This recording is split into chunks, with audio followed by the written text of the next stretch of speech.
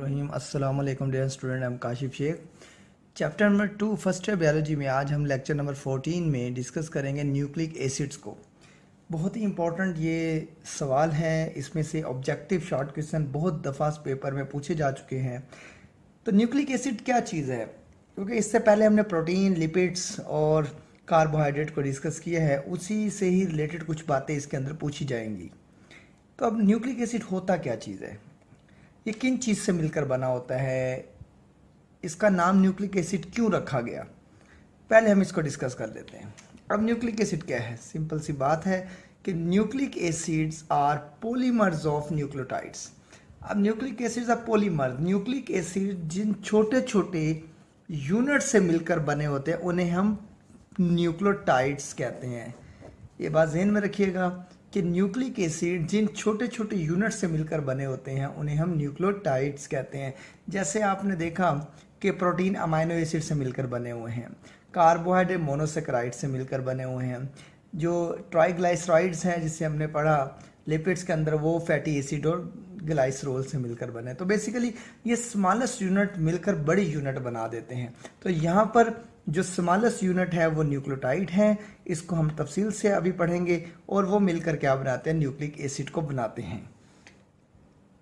तो सबसे पहली बात है कि हम इसकी नेमिंग देख लेते हैं, एटिमोलॉजी देख लेते हैं, मतलब कि इसको नेम क्यों दिया गया, आइसोलेशन कैसे की गई इसकी। उसमें हम देखते हैं कि nucleic acids was first isolated in 1869 by Friedrich Miescher. बहुत इंपॉर्टेंट एमसीक्यूज है, और ये 1869 ये बात बहुत इंपॉर्टेंट है कि सबसे पहले न्यूक्लिक एसिड को जो अलहदा किया गया था वो 1869 में किया गया था, फ्रेडरिक मिस्चर ने किया था, फ्रॉम द न्यूक्लिक, या आप कह दें न्यूक्लाई, यानी कि न्यूक्लियस ऑफ द पस सेल्स। अब पस सेल्स जो कि आप पता है कि पीप जिसे हम कहते हैं पस, तो उसके अंदर होती क्या चीज़ है, उस पीप के अंदर basically dead white blood cells होते हैं और डेड वायरस बैक्टीरिया वगैरह होते हैं। तो बेसिकली ये जो होता है इसे हम पस कहते हैं। तो यहाँ से ये चीज़ हासिल की गई, न्यूक्लियस से देखा गया न्यूक्लियस के अंदर कि कोई चीज़ मौजूद है, फिर they were named nucleic acid, फिर इसको नाम दे दिया गया nucleic acid due to their isolation from nuclei, क्योंकि ये न्यूक्लियस से दरियाफ्त हुआ इसलिए इसका नाम न्यूक्लिक रखा। और जब इसकी प्रॉपर्टीज देखी गई, जब इसकी पीएच लेवल चेक किया गया, वो एसिडिक नेचर थी, इसलिए इसे न्यूक्लिक एसिड कहा गया। तो ये बात ज़हन में रखिएगा कि पस सेल के न्यूक्लाई से मिला था इसलिए न्यूक्लिक कहा गया, और उसकी प्रॉपर्टी, उसकी पीएच जो वो एसिडिक नेचर थी इसलिए उसे एसिडिक कहा। तो इसलिए जो नाम रखा गया है वो न्यूक्लिक एसिड रखा गया। तो ये बात अक्सर पूछ ली जाती है कि न्यूक्लिक एसिड इसे क्यों कहा जाता है। ये पस सेल आपने एमसीक्यूज याद रखना है, 1869 और एफ मिस्चर आपने एमसीक्यू ज़हन में रखना है। तो ये छोटी सी इंफॉर्मेशन है आपके लिए। उसके बाद इसकी कंपोजिशन देख लेते हैं, कंपोजिशन क्या है, किन किन चीज़ों से मिलकर बना है। They are complex substances and their units are nucleotide. देखें, आप सब जानते हैं प्रोटीन भी कॉम्प्लेक्स है, अमाइनो एसिड से मिलकर बना है। कार्बोहाइड्रेट में ग्लाइकोजिन, स्टार्च, ये भी कॉम्प्लेक्स है, ये मोनोसेकेराइड से मिलकर बने हैं। तो जाहिर सी बात है जब डीएनए का स्ट्रक्चर बनेगा या आरएनए का स्ट्रक्चर बनेगा वो भी कॉम्प्लेक्स होगा, तो वो भी एक छोटी छोटी यूनिट से मिलकर बनेगा, जिसे हम क्या नाम देते हैं, न्यूक्लियोटाइड्स कहते हैं। तो कॉम्प्लेक्स सब्सटेंस डीएनए और आरएनए बनेगा इसके अंदर, और उसकी जो यूनिट होंगी वो न्यूक्लियोटाइड्स, यानी कि न्यूक्लियोटाइड्स मिलकर डीएनए और आरएनए को बनाएंगी। That is the types of the nucleic acid, जो कि न्यूक्लिक एसिड की टाइप्स हैं। टाइप्स ऑफ न्यूक्लिक एसिड को पढ़ लेते हैं, अक्सर बात पूछ ली जाती है डीएनए और आरएनए फ़र्क बता दें। देखिए, न्यूक्लिक एसिड्स क्योंकि न्यूक्लियस के अंदर पाया गया ये, तो एसिडिक उसकी नेचर है इसलिए उसे न्यूक्लिक एसिड कहा। Are two types which are DNA और आरएनए। और ये बात बहुत अहम है कि न्यूक्लिक एसिड की टू टाइप्स है, एक डीएनए और आरएनए, और इसी को हम न्यूक्लिक एसिड कहते हैं। अगर आपसे डीएनए और आरएनए से पूछा जाए उसी को हम न्यूक्लिक एसिड का नाम देते हैं, क्योंकि ये न्यूक्लियस के अंदर होता है, ज़हन में रखिएगा, और मुख्तलिफ जगहों पर मौजूद होता है, वो भी हम कंपैरिजन में देख लेते हैं। तो सबसे पहले हम एक शॉर्ट क्वेश्चन पढ़ लेते हैं कि डीएनए और आरएनए में क्या फ़र्क है। सबसे पहली बात है कि डीएनए को डीऑक्सी राइबो न्यूक्लिक एसिड कहते हैं। ये भी आगे चल के पढ़ते हैं हम डीऑक्सी क्यों कहते हैं इसको। ये राइबो, क्योंकि राइबोस शुगर है इसके अंदर, डीऑक्सी राइबो न्यूक्लिक एसिड, ये आपने कार्बोहाइड्रेट के टॉपिक में पढ़ा है, राइबोफ्यूरानोज, राइबोज, पेंटोज, 5 कार्बन शुगर जिसे हम कहते हैं, एल्डो शुगर है इसके अंदर। तो आरएनए राइबो न्यूक्लिक एसिड, अब इसके अंदर डीऑक्सी नहीं है, इसके अंदर राइबो है, तो राइबोज राइबो न्यूक्लिक एसिड। अब राइबोज को इन शॉर्ट कर दिया गया, राइबो कर दिया गया, तो इसके अंदर डीऑक्सी राइबो है। ये अभी मैं आपको स्ट्रक्चर बना के बताऊंगा कि डीऑक्सी क्यों कहा जाता है इसको। अब DNA it is present in the chromosomes. आप सब जानते हैं हर सेल के अंदर क्रोमोसोम मौजूद होते हैं, और क्रोमोसोम तब वाजे होते हैं जब सेल डिवीजन हो रही होती है, माइटोसिस वगैरह हो रही होती है। तो ये जो क्रोमोसोम है बेसिकली ये दो चीज़ों से मिलकर बना है, एक ये डीएनए से मिलकर बना होता है और दूसरा ये प्रोटीन से मिलकर बना होता है। और आप सब जानते हैं डीएनए विरासती मादा होता है जो अपने ऊपर खसूसियत रखता है, जो एक नस्ल से दूसरी नस्ल में मुंतकिल करता है। अब पहली तो बात आपको समझ आ गई कि क्रोमोसोम, अब क्रोमोसोम न्यूक्लियस के अंदर होते हैं, हर सेल के अंदर न्यूक्लियस होता है, हर न्यूक्लियस के अंदर क्रोमोसोम्स, और क्रोमोसोम डीएनए से मिलकर बने होते हैं। वेरी लेस अमाउंट और बहुत कम मिकदार में वो माइटोकॉन्ड्रिया में भी आपको डीएनए मिल जाएगा, और क्लोरोप्लास्ट में, क्लोरोप्लास्ट प्लांट्स में मिलेगा, आपको ज़हन में रखिएगा। ये सेल्फ रेप्लिकेटिंग ऑर्गेनेली है, सेल्फ रेप्लिकेटिंग है ये दोनों। अब इन्हें सेल्फ रेप्लिकेट क्यों कहा जाता है ये भी ज़हन में रखिएगा। सेल डिवाइड हो या ना हो, ये अपने आप को डिवाइड करते रहते हैं, माइटोकॉन्ड्रिया एंड क्लोरोप्लास्ट, इसलिए इन्हें क्या नाम दिया है, सेल्फ रेप्लिकेटिंग ऑर्गेनेली, क्योंकि इनके पास अपना तमाम सिस्टम मौजूद होता है। डीएनए भी होता है इनके पास अपना स्मॉल अमाउंट में, इसलिए ये सेल्फ खुद ब खुद रेप्लिकेट होते हैं। अब सेल का वेट नहीं करते, ये अपनी अमाउंट को अंदर ही अंदर सेल के अंदर बढ़ाते रहते हैं, अपने आप को डिवाइड करते रहते हैं। DNA is made up of, DNA किससे मिलकर बना होता है, डीऑक्सी राइबो न्यूक्लियोटाइड, टाइड से मिलकर बना होता है, यानी कि डीऑक्सी राइबो न्यूक्लियोटाइड, क्योंकि न्यूक्लियोटाइड न्यूक्लिक एसिड को बनाते हैं, तो इसलिए हम इसे कह रहे हैं डीऑक्सी राइबो न्यूक्लियोटाइड मिलकर क्या बनाएंगे, डीएनए बनाएंगे। तो ये थोड़ी सी इंफॉर्मेशन है, ये अक्सर बात पूछ ली जाती है ऑब्जेक्टिव के पॉइंट ऑफ व्यू से। अब आरएनए को देख लेते हैं, it is present in the nucleolus. अब पहली बात है आपने ये समझना न्यूक्लियोलस होता क्या है। देखें, अगर आप एक सेल देखें तो सेल के अंदर एक न्यूक्लियस है, न्यूक्लियस के अंदर क्रोमोसोम डीएनए वगैरह मौजूद है, और नॉन बाउंड्री एक ऑर्गेनेली मौजूद है जिसकी बाउंड्री कोई नहीं होती, नॉन मेम्ब्रेनियस है, जिसे हम न्यूक्लियोलस कहते हैं, ज़हन में रखिएगा। न्यूक्लियस के अंदर विदाउट मेम्ब्रेन एक ऑर्गेनेली होती है, इसका नाम है न्यूक्लियोलस। उसके बाद ribosome, cytosol and smaller amount in other part of the cell. RNA is compose of the ribonucleotide. अब देखिए ये थोड़ी सी इंफॉर्मेशन दी गई है कि आरएनए आपको न्यूक्लियोलस में मिल जाएगा, राइबोसोम में मिल जाएगा, साइटोसोल में मिल जाएगा, and in smaller amount in the other part of the cell, और आपको मुख्तलिफ किस्म के सेल में भी इसकी थोड़ी बहुत मिकदार मिल जाएगी। तो ये बात आपको इंफॉर्मेशन दी जा रही है, एमसीक्यूज के पॉइंट ऑफ व्यू से भी अहम है। और RNA is composed of the ribonucleotide. RNA जो होता है वो छोटे छोटे यूनिट से मिलकर बने, जिन्हें राइबोन्यूक्लियोटाइड कहते हैं। तो अब हम इसके बाद नेक्स्ट इंफॉर्मेशन हासिल करते हैं न्यूक्लिक एसिड के बारे में। अब जो हमारे पास एक शॉर्ट क्वेश्चन है, क्योंकि ये न्यूक्लिक एसिड ही चल रहा है अभी सवाल, लेकिन न्यूक्लिक एसिड में से बहुत सारे शॉर्ट क्वेश्चन अक्सर पेपर में पूछे जाते हैं। सब यूनिट्स ऑफ द न्यूक्लियोटाइड, या आपसे पूछा जाएगा न्यूक्लियोटाइड के कंपोनेंट्स बताएं। अब न्यूक्लियोटाइड वो चीज़ है जिसने न्यूक्लिक एसिड को बनाना है, यानी कि डीएनए और आरएनए को बनाना है। तो अब हम न्यूक्लियोटाइड का पहले स्ट्रक्चर पढ़ लेते हैं, न्यूक्लियोटाइड क्या होते हैं। Each nucleotide is made up of the 3 सब यूनिट। ये बात जहन में रखिएगा एमसीक्यूज के पॉइंट ऑफ व्यू से कि हर न्यूक्लियोटाइड जो होती है वो बेसिकली 3 सब यूनिट से मिलकर बने होते हैं। अब वो 3 सब यूनिट कौन से हैं? पहला है पेंटोज शुगर, जिसे हम राइबोज शुगर कहते हैं, जहन में रखिएगा। पेंटोज शुगर जिसे हम राइबोज शुगर भी कहते हैं। और आपने कार्बोहाइड्रेट के टॉपिक में इसको पढ़ा हुआ है कि राइबो जो है वो एल्डो शुगर होती है। एल्डो शुगर वो होती है जिसमें एल्डिहाइड ग्रुप लगा होता है, याद रखिएगा। और हमने इसका रिंग स्ट्रक्चर बनाया था जिसे हमने राइबोफ्यूरानोज कहा था। हमने क्या कहा था? राइबोफ्यूरानोज कहा था। अब फ्यूरानोज का मतलब होता है 5 कॉर्नर वाला, जिसके अंदर 4 कार्बन लगे। अब मैं स्ट्रक्चर ड्रॉ करके दिखा देता हूँ आपको। तो यहाँ पर हमने इस तरह का एक स्ट्रक्चर ड्रॉ किया था, आपके अगर जहन में हो कार्बोहाइड्रेट के स्ट्रक्चर के इस तरह का एक स्ट्रक्चर हमने ड्रॉ किया था राइबोफ्यूरानोज में, जिसमें कार्बन नंबर 3, कार्बन नंबर 4 और एक कार्बन जो था वो बाहर लगाया था। और इस तरह हमने वैलेंसी सेट की थी, कार्बन इज द टेट्रावेलेंट। तो इस तरह हमने H को एज एक कोस के निशान से जाहिर किया था। एक इस तरह के आप H को इस तरह याद कर लें ताकि आपके ऑपोजिट में OH लगेगा, क्योंकि जहाँ पर कार्बोहाइड्रेट की बात करते हैं तो हम कहते हैं पॉलीहाइड्रोक्सी। तो ये बेसिकली पेंटोज शुगर के बारे में मैंने आपको बताया, जो कार्बोहाइड्रेट में भी आपने पढ़ा है। तो ये राइबोज कहलाती है शुगर, पेंटोज शुगर। अब 5 कार्बन मोनोसेक्राइड्स, क्योंकि पेंटोज जो है वो 5 कार्बन है, तो 5 कार्बन मोनोसेक्राइड्स के अंदर आते हैं। उसके बाद नाइट्रोजन बेस, आप सब जानते हैं नाइट्रोजन बेस कौन कौन सी होती है। एडेनिन, गुआनिन होती है, साइटोसिन, थायमीन, उसके बाद यूरासिल वगैरह होती है। ठीक है, तो ये इन्फॉर्मेशन हमने अपने 9th में ही पढ़ी होगी कि नाइट्रोजन बेसिस होती हैं। अब फ़र्क भी देख लेंगे कि फ़र्क क्या है, डीएनए में कौन सी होती है और आरएनए में कौन सी होती है, ये भी हम देख लेंगे अभी।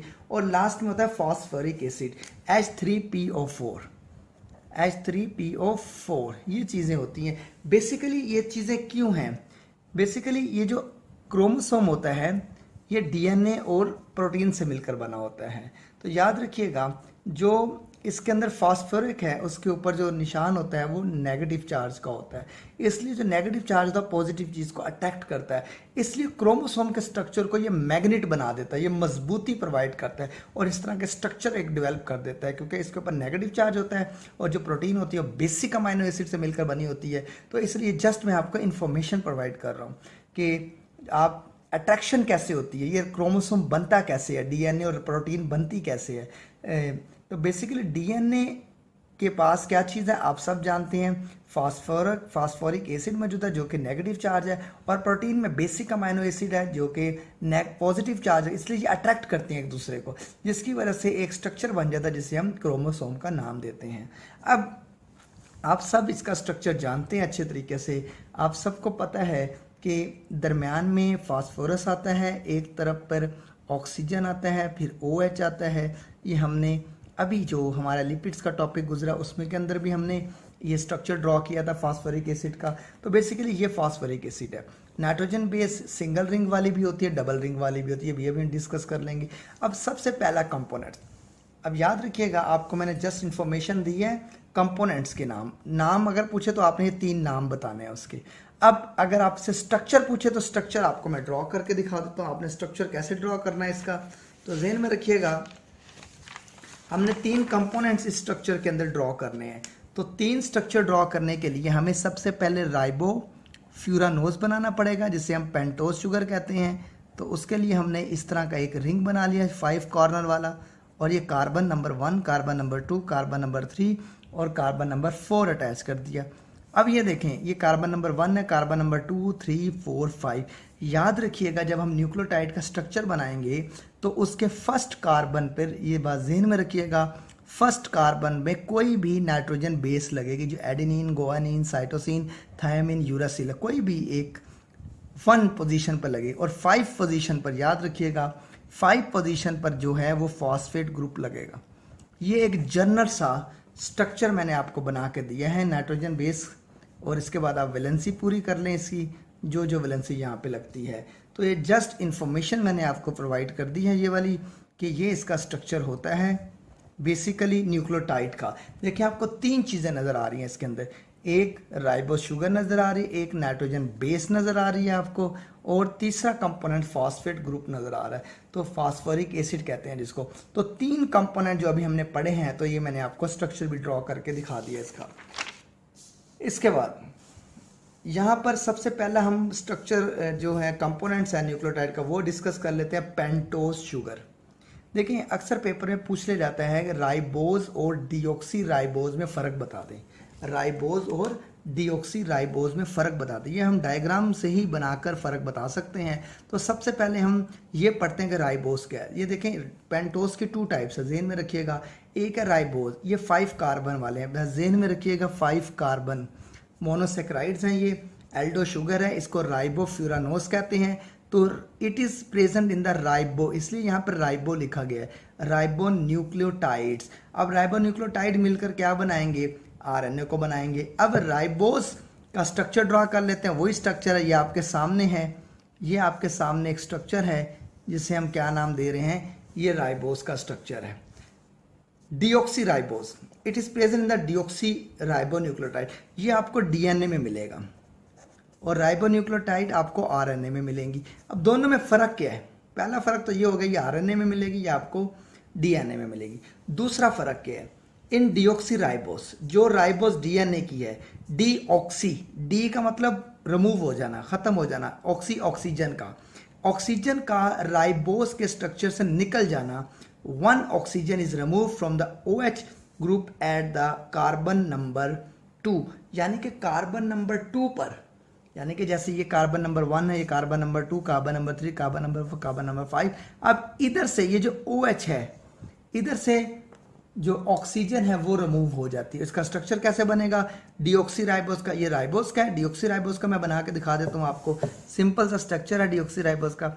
ये आपने एल्डिहाइड को शो करना है, उसके बाद आपने वैलेंसी शो करनी है, ये carbon number 1, carbon number 2, carbon number 3, carbon number 4 और ये कार्बन नंबर 5। तो इस तरह आपने ये कार्बन नंबर 1 लिख देना है, 2 लिख देना है, 3 लिख देना है, 4 लिख देना है, 5 लिख देना है और फिर आपने वैलेंसी पूरी कर देनी है, कार्बन इज अ टेट्रावेलेंट। तो H को आपने इस तरह याद कर लेना है जैसे मैंने ये कहा हुआ है। अब ये देखें फ़र्क, अब यहाँ पर हमने H लगाया है क्योंकि हमने कहा डीऑक्सी। अगर आप फ़र्क देखें दोनों में तो यहाँ पर OH है, ऊपर वाले पे OH है दूसरे पोजीशन पर, और यहाँ पर हमने एक जो है H से O निकाल दिया। तो इसलिए कहा जा रहा है कि in deoxy sugar, ribose sugar, one oxygen is remove from the OH group at the carbon number 2। तो कार्बन नंबर 2 पर हमने OH से एक हाइड्रोक्सी को रिमूव कर दिया। तो इसका मतलब ये हुआ कि इसलिए इसको डीऑक्सी राइबोस कहते हैं। तो बेसिकली ये हमारा एक थोड़ा सा कॉन्सेप्ट हो गया। उसके बाद दूसरा कंपोनेंट न्यूक्लियोटाइड्स का, जिसे हम नाइट्रोजीनियस बेस कहते हैं। अब नाइट्रोजनियस बेस आर 2 टाइप्स होते हैं, ज़हन में रखिएगा। नाइट्रोजनियस बेस की बड़ी यूनिट है पैरामिडीन एंड प्योरीन। ये बहुत इंपॉर्टेंट बात है, ये अक्सर पेपर में पूछ ली जाती है कि कौन कौन सी बेसिस है पैरामिडीन और प्योरीन। देखें, दीज आर स्मॉलर, एक तो ये स्मॉल होंगी और सिंगल रिंग होगा, एक सिंगल रिंग होगा, ये मैं बना के भी दिखाता हूँ आपको। इसमें साइटोसिन होगी, थायमीन होगी एंड यूरासिल होगी, एर इंक्लूडेड। अगर आपको जहन में अगर याद रखना है तो आप कट के तौर पे भी याद रख सकते हैं। तो कट के तौर पे भी याद रख, कट पाई, आप इसको ऐसे भी रख सकते हैं, कट पाई, यानी कि काटें आप स्टैम्प को काटें, तो कट पाई है। तो बेसिकली पाई का मतलब पैरामिडीन है और कट का मतलब C से साइटोसिन, U से यूरासिल और T से थायामीन। तो इसलिए भी याद रख सकते हैं आप। दूसरी बात आप इसको याद करने के लिए कि Y दूसरे नंबर पर आ रहा है, यहाँ भी Y आ रहा है, यहाँ भी Y आ रहा है, तो Y वाली पोजीशन को भी याद करें। पैरामिडीन वाली बेसिस में Y आता है। और याद रखिएगा डीएनए में थायमीन होता है और आरएनए में यूरासिल होता है, तो इसलिए थायमीन यूरासिल इस कैटेगरी में है। और ये क्या है, ये सिंगल रिंग वाले। अब सिंगल रिंग वाले का मतलब है, सिंगल रिंग ज़हन में रखिएगा, एक सिंपल आपने इस तरह का रिंग ड्रॉ करना है जिसे हम 6 कॉर्नर वाला कहते हैं। ये आपने इस तरह एक सिंगल सा रिंग ड्रॉ करना है, यहाँ पे आपने नाइट्रोजन लगा देनी है। बेसिकली जब नाइट्रोजन लगा दें तो फिर आपने डबल बॉन्ड यहाँ पर शो कर देना है। तो इस तरह आपने ये एक सिंगल रिंग शो कर देना है, क्योंकि यहाँ के सिंगल रिंग। तो आपने याद रखना है, या तो कट पाई से भी याद रख सकते हैं, या वाई, इसके में वाई आ रहा है, साइटोसिन में भी और थायमीन में भी वाई आ रहा है। डीएनए में थायमीन होती है जबकि आरएनए में यूरासिल होती है। तो ये इस तरह भी आप याद कर सकते हैं। ये बात अक्सर पेपर में आती है और बच्चे भूल जाते हैं कि पैरामिडीन में कौन सी बेसिस आती है और प्योरीन में कौन सी आती है। तो ये याद रखने का आसान तरीका है। प्योरीन्स आर लार्जर। अब ये लार्जर क्यों, क्योंकि डबल रिंग है, यहाँ पे सिंगल रिंग है, यहाँ पे डबल रिंग है।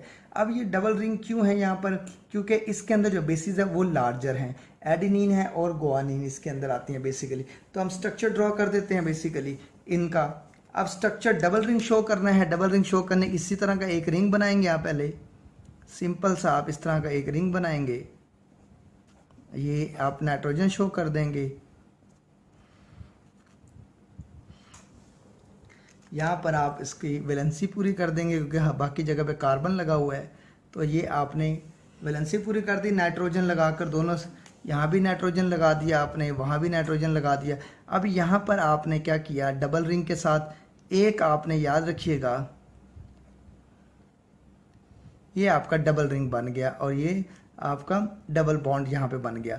तो बेसिकली ये आपका नाइट्रोजन है, ये एक 6 कॉर्नर वाला है और एक 5 कॉर्नर, 1 2 3 4 5। तो बेसिकली ये स्ट्रक्चर आपका ये एक डबल रिंग बन गया है।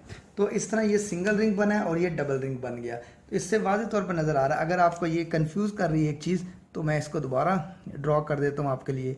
तो यहाँ से आपने एक इस तरह स्ट्रक्चर ड्रॉ करना है,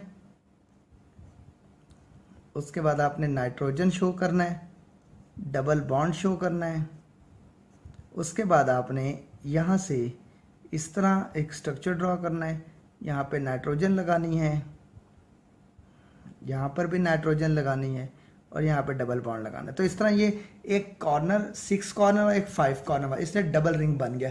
इसे हम प्योरीन कहते हैं। अब इसको एडेनिन और गुआनिन आती है इसके अंदर। अब देखें इसके अंदर यू आ रहा है तो इसके में यू आ रहा है, तो प्योरीन को याद रखिएगा।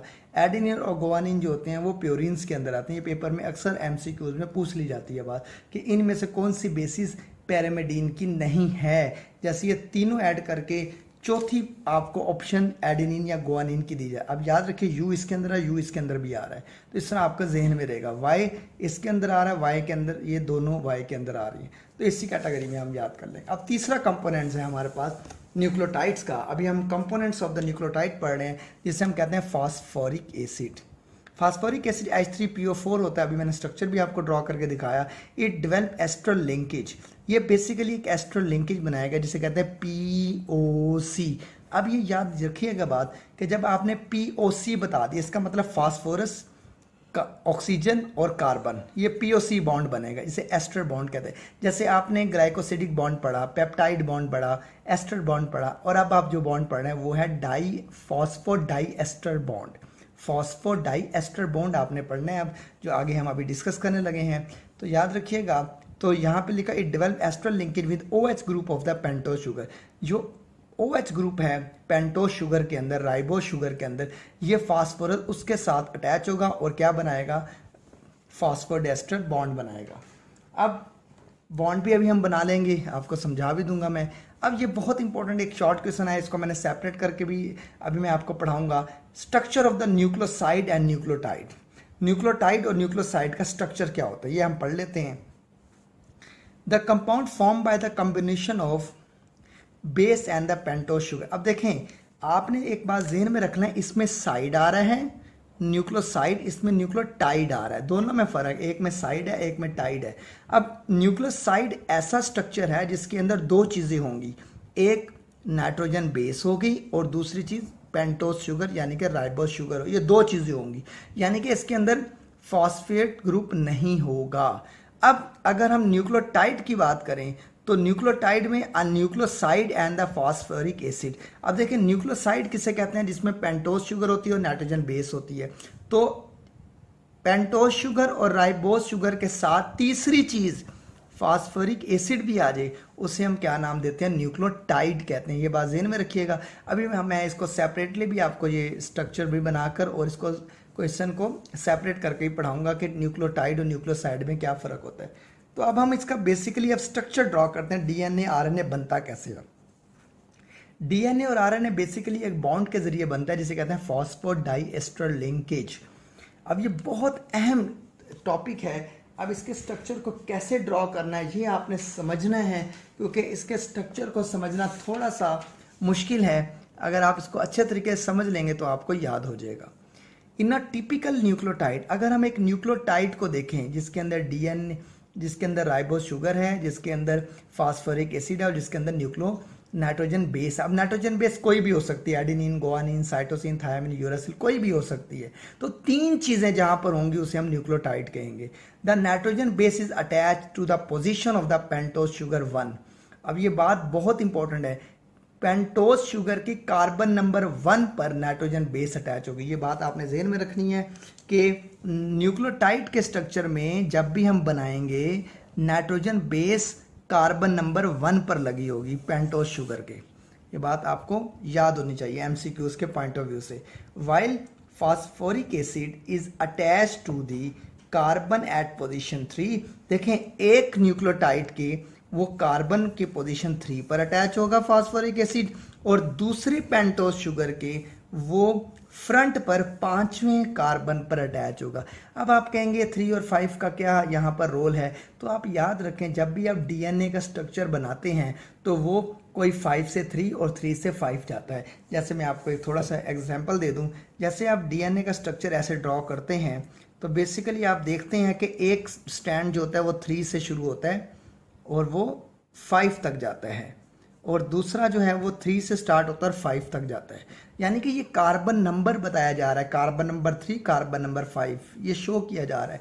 और ये फास्फोरिक एसिड दोनों के साथ अटैच होता है, एक न्यूक्लियोटाइड के 3 कार्बन नंबर पर अटैच होता है और दूसरे न्यूक्लियोटाइड के कार्बन नंबर 5 पर अटैच। ये अभी मैं डायग्राम आपको स्ट्रक्चर ड्रॉ करके दिखाता हूँ। और पेंटोज शुगर बिहाइंड इट। उसके बाद as the phosphate form a double ester bond, double ester क्योंकि यहाँ दो चीजें बनेंगी, POC ये स्ट्रक्चर बनना है। अब यहाँ पर जेन में रखिएगा POC ये स्ट्रक्चर बनेगा, आप जेन में रखिए। यानी कि अगर हम इस तरह करें तो दरमियान में P होगा, POC ऊपर की तरफ भी और POC नीचे की तरफ भी, तो इस तरह ये स्ट्रक्चर बन, डाई एस्टर, ये एस्टर है, ये एस्टर है, तो दो बॉन्ड बन, इसलिए हम कह रहे हैं फॉस्फो डाई एस्टर लिंकेज या बॉन्ड बन रहा है। As the phosphate form a double ester bond with the pentose sugar, क्योंकि फॉस्फेट जो है ये दो राइबोस के साथ बॉन्ड बनाता है जिसे हम डबल एस्टर बॉन्ड कहते हैं।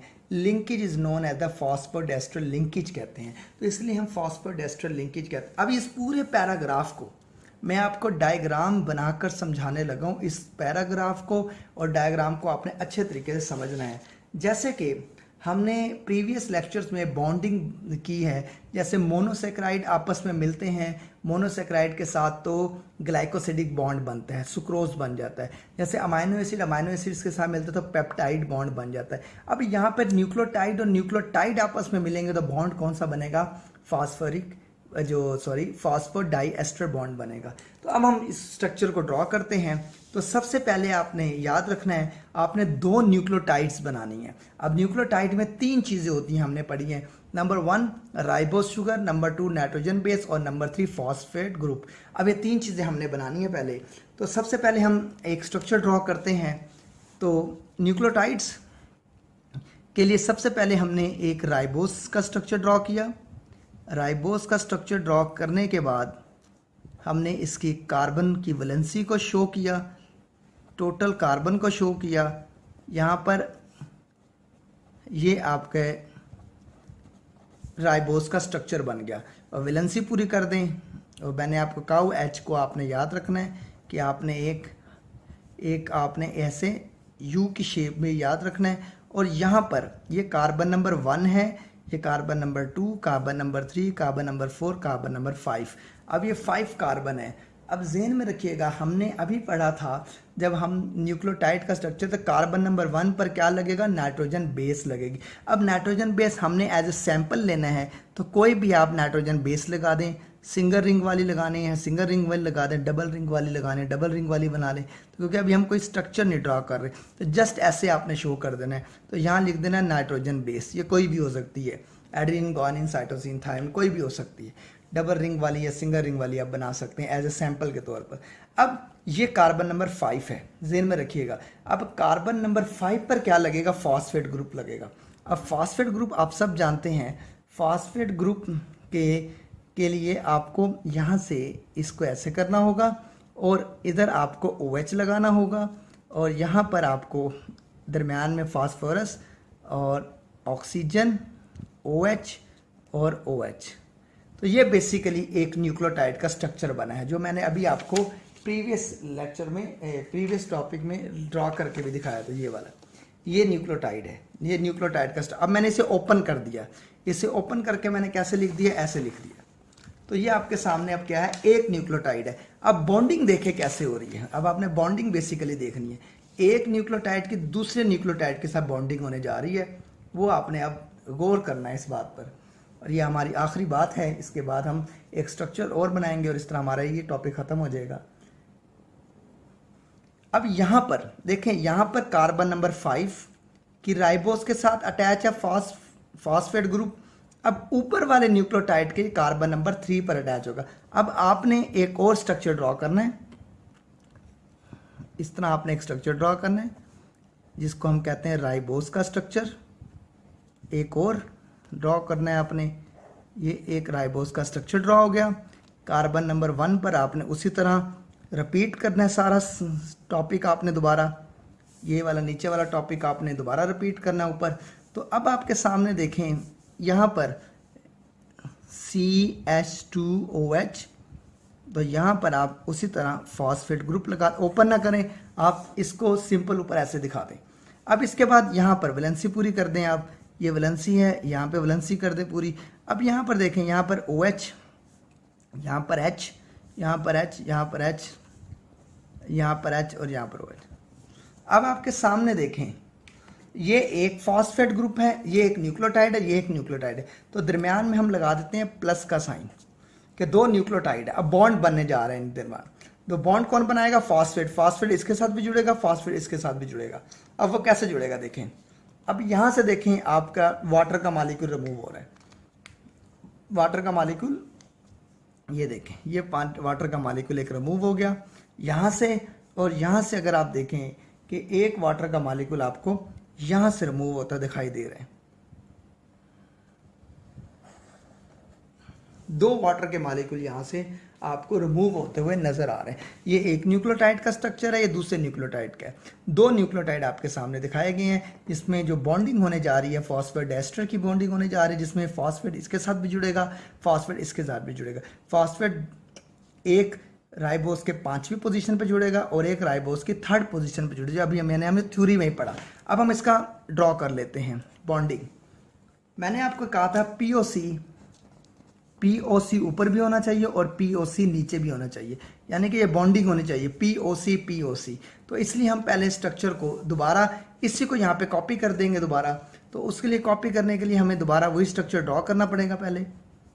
उसी तरह हम राइबोस का स्ट्रक्चर ड्रॉ करेंगे, उसी तरह वैलेंसी पूरी कर देंगे।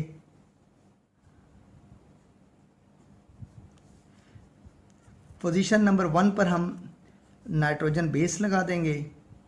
कोई भी नाइट्रोजन बेस सिंगल रिंग का आप सैंपल के तौर पर शो कर दें।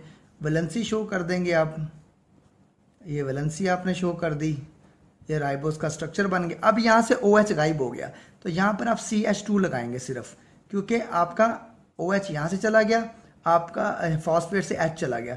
तो ये कार्बन जो है ये किसके साथ बॉन्डिंग? O के साथ और OP के साथ। और ये वाली चीज़ वैसे ही लग जाएगी सारी, यहाँ से ये लग गया और यहाँ पे ये लग। अब आपके सामने देखें POC, तो नीचे वाला तो POC बन गया, एक एस्टर बॉन्ड तो बन गया, एक एस्टर बॉन्ड आपके सामने बन गया POC। अब ऊपर वाला वैसे का वैसे ही बनाना जैसे बना हुआ है। अब यहाँ से देखें, ये वाटर निकल गया, तो ये जाकर अटैच किसके साथ हो रहा है? ये ऑक्सीजन के साथ, और ऑक्सीजन ऊपर जाके अटैच हो रहा है इस कार्बन नंबर 3 के साथ। 1 2 3 4 5। अब ये आपके सामने देख लें कि ये जाकर अटैच हो रहा है कार्बन नंबर 3 के साथ। इसी तरह आप ड्रॉ कर देंगे स्ट्रक्चर को,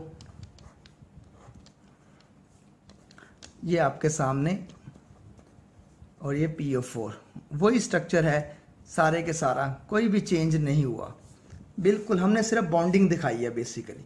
तो यहाँ पर आप वैलेंसी पूरी कर दें। पहले कार्बन के साथ आप नाइट्रोजन बेस लगा दें, ये लें, नाइट्रोजन बेस लग गई, और उसके बाद आप वैलेंसी पूरी कर दें। H यहाँ पर H, यहाँ पे H, यहाँ पर OH। अब आपके सामने बॉन्ड देख लें, दो फॉस्फोडेस्टर बॉन्ड नजर आ रहे हैं आपको। एक कार्बन नंबर 3 के साथ अटैच हो रहा है 1 2 3 4 5, और एक कार्बन नंबर 5 के साथ 1 2 3 4 5। अब नीचे वाले राइबोस के फॉस्फेट जो है वो 5वीं पोजीशन के साथ जुड़ा हुआ है, और ऊपर वाली न्यूक्लियोटाइड की वो कार्बन नंबर 3 पर राइबोस शुगर पर जुड़ा हुआ है। तो दो आपके सामने फॉस्फोडेस्टर डाइएस्टर बॉन्ड है, POC, तो नीचे भी और ऊपर भी। तो ये सेकंड एस्टर बॉन्ड बने, तो इसलिए इसको कहा जा रहा है फॉस्फोडाइएस्टर लिंकेज। वही चीज़ है हमने कॉपी करके यहाँ पर लिखा है, तो सिर्फ हमने वाटर के मालिक्यूल रिमूव किए हैं और इस तरह हमारा ये स्ट्रक्चर ड्रॉ हो गया। सिंपल सी बात है, बहुत आसान सा है, इतना मुश्किल नहीं है, इसको ट्राई करेंगे तो आपको ये आ जाएगा। तो यही बात हमने यहाँ पर डिस्कस की है, यही बात हमने यहाँ पर डिस्कस की है कि in a typical nucleotide the nitrogen base is attached to the position 1 of the pentose sugar while the phosphoric acid एक कार्बन के 3 पर लगा हुआ और एक कार्बन के 5 पर लगा हुआ है। यहाँ पर देख लें आप, फॉस्फेट एक कार्बन के 5 के साथ जुड़ा हुआ है, एक कार्बन 3 पे जुड़ा हुआ है, तो ये आपके सामने फॉस्फोडेस्टर लिंकेज की शक्ल में है। तो ये हमारा एक टॉपिक हो गया। और उसके बाद लास्ट में हम थोड़ी सी इंफॉर्मेशन लेते हैं कि न्यूक्लियोटाइड्स और न्यूक्लियोसाइड में क्या फ़र्क है। बहुत इंपॉर्टेंट सवाल है, ये पेपर में अक्सर पूछ लिया जाता है, न्यूक्लियोटाइड और न्यूक्लियोसाइड में क्या फ़र्क है।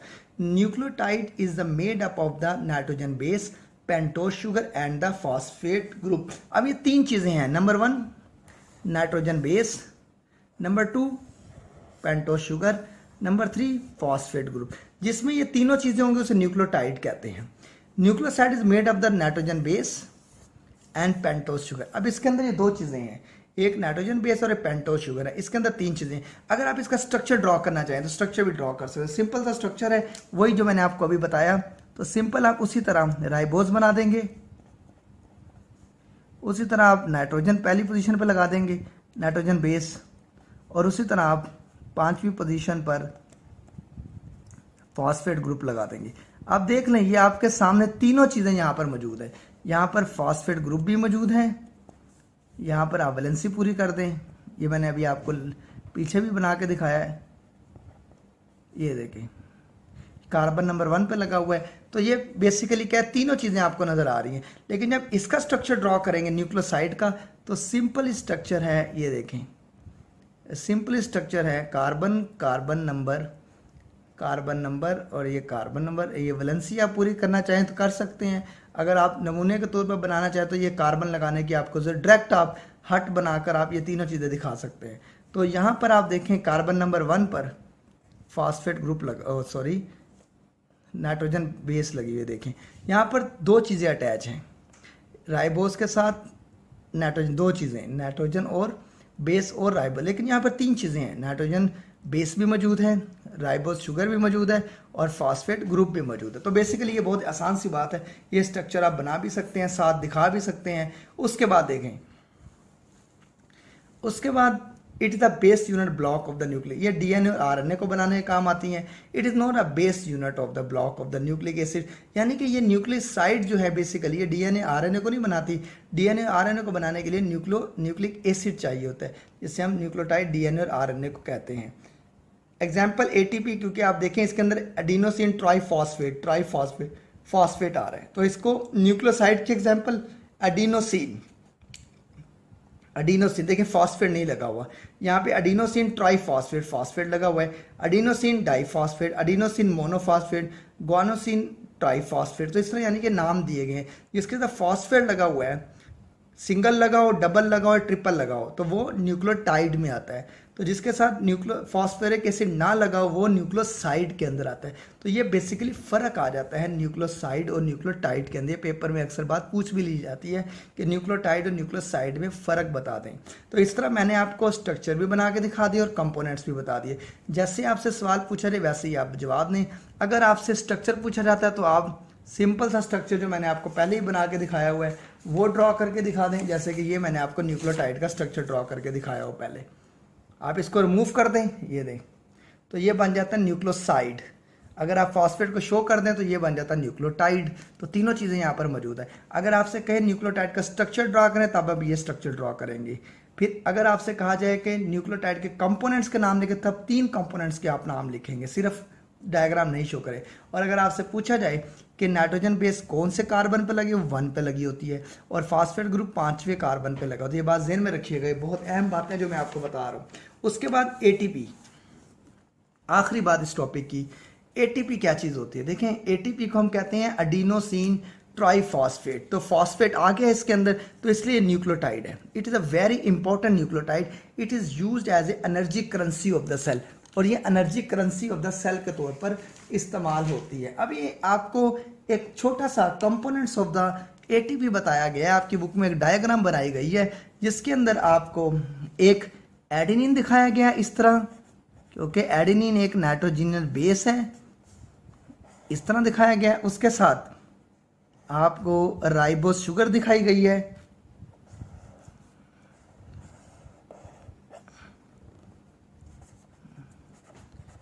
और उसके बाद साथ अटैचमेंट जो की गई है वो फॉस्फेट ग्रुप की गई है। अब ये अगर हम इसको यहाँ पर फॉस्फेट लगा दें, फॉस्फेट जिसे हम कह रहे हैं PO4, अगर हम ये लगा दें तो एक फॉस्फेट लगा हुआ है, तो हम इसे क्या नाम देंगे?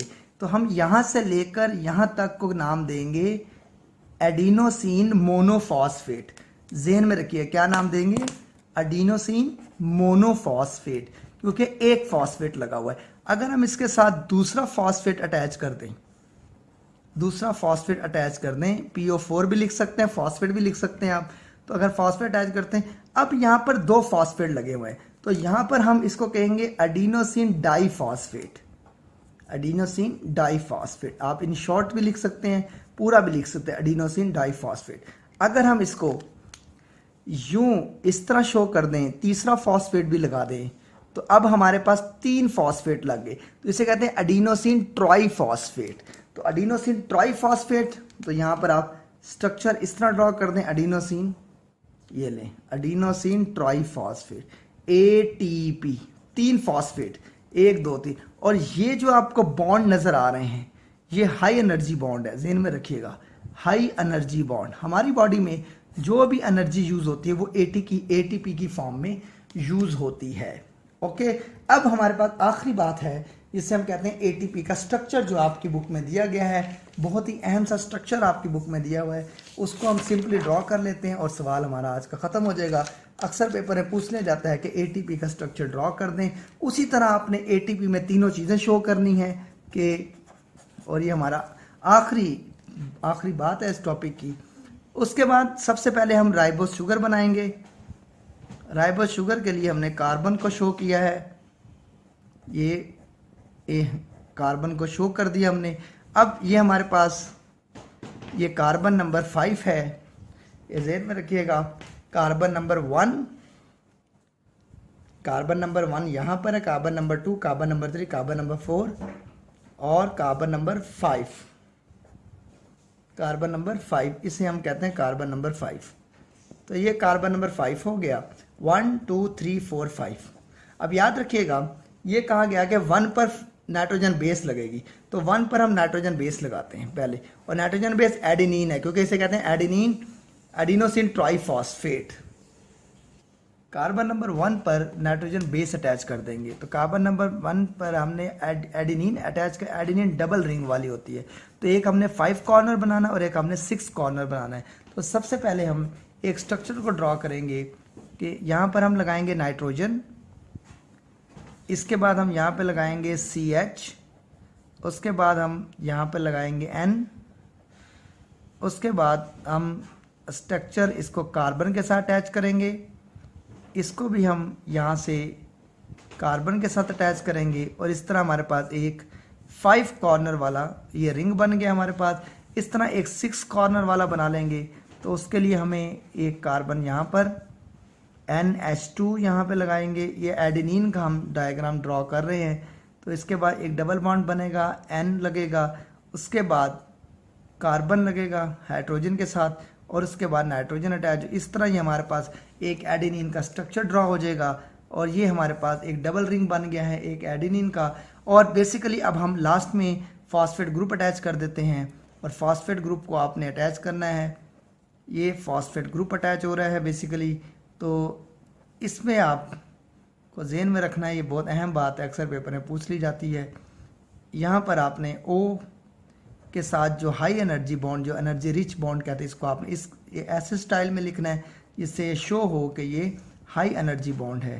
तो यहाँ पर आपने O लगा देना है, फिर आपने इसको हाई एनर्जी बॉन्ड शो करना है। पहले आपने ऑक्सीजन को शो करना है, फिर आपने हाई एनर्जी बॉन्ड शो करना है, और इस तरह ये हमारे पास एक स्ट्रक्चर बन जाएगा फॉस्फेट ग्रुप का। ये बेसिकली देख लें, यहाँ तक अगर हम कहें तो ये मोनो एडिनोसिन मोनोफॉस्फेट बनेगा। यहाँ तक अगर हम कहें तो ये एडिनोसिन डाइफॉस्फेट बनेगा। यहाँ तक अगर हम बात करें तो तीनों आ जाएंगे, ATP high energy compound ATP बन जाएगा। तो इस तरह ये हमारा एक कंप्लीट टॉपिक आज पूरा होता है। अगर आपने वैलेंसी पूरी करनी है, वैलेंसी पूरी करें, इसकी वैलेंसी H लगाएं, यहाँ भी H, यहाँ भी H और यहाँ भी H, और इसके बाद यहाँ OH और यहाँ पे OH। तो ये आप सबको आता ही होगा राइबोज का स्ट्रक्चर, क्योंकि आपने कार्बोहाइड्रेट में भी डिस्कस किया। ये अक्सर पेपर में पूछ रहे जाता है एटीपी का स्ट्रक्चर ड्रॉ करें, क्योंकि एटीपी एक न्यूक्लियोटाइड है, जेन में रखिएगा। तो हमने न्यूक्लियोटाइड में 3 चीज़ें दिखाई हैं, एक हमने राइबोज शुगर, एक हमने नाइट्रोजन बेस और एक हमने फॉस्फेट ग्रुप। क्योंकि ट्राइफॉस्फेट हमने 3 दिखाए हैं, तो 3 दिखाए हैं क्योंकि मैंने आपको स्ट्रक्चर ड्रॉ करके दिखाया हुआ है। तो बेसिकली इसको एक फॉस्फेट को इस तरह लिखते हैं, तो हमने बेसिकली 3 अटैच किए हुए हैं यहाँ पर, तो इसलिए यहाँ पर ट्राइफॉस्फेट शो किया जा रहा है। तो ये हमारा आज का टॉपिक है न्यूक्लिक एसिड। इंशाल्लाह नेक्स्ट हम डीएनए और आरएनए को डिस्कस करेंगे। तो अब तक के लिए इतने, thank you so much, Allah.